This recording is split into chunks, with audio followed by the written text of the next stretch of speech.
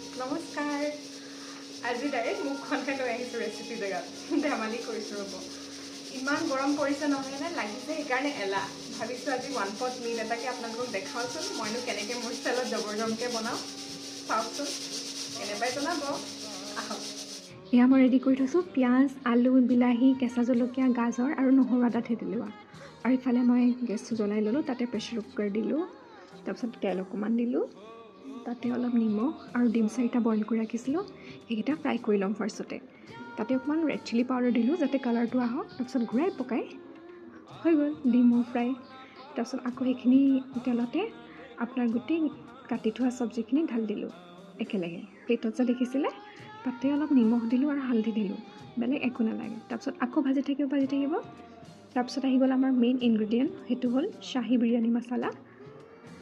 বিৰিয়ানী বনাম যিহেতু সেইখিনি ঢালি দিলোঁ আৰু লৰাই থাকিব আকৌ ধুনীয়াকৈ তাৰপিছত যেতিয়া তেল বিৰিঙিব অলপ দেখিব হৈছে আৰু অলপ ফ্ৰাই কৰা তাৰপিছতে আমাৰ চাউল ধুই থৈছিলোঁ এইটো জিৰা ৰাইচ আছিল তাৰপিছত ধুই পেলাই সেয়া তাত ঢালি দিলোঁ তাৰপিছত অকণমান ভাজি থাকিব তাতে পানী আছিল যে সেই পানীখিনি শুহালৈকে অকণমান ভাজি আছোঁ সেই প্ৰেছাৰ কুকাৰৰ ঢাকনখন দি অকণমান ঢাকি থৈছোঁ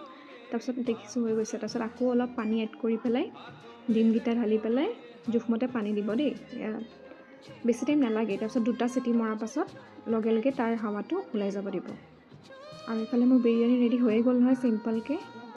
একদম ইজি কিন্তু টেষ্টিও লাগে খাই চাব দেই আৰু কেনেকৈ জনাব সদায়নো কিমান ইমান যোগাৰ কৰি বনাই থাকিব কেতিয়াবা এনেকৈও ভাল লাগে নহয়নে এতিয়া চচ বা ৰাইতা দি ছাৰ্ভ কৰক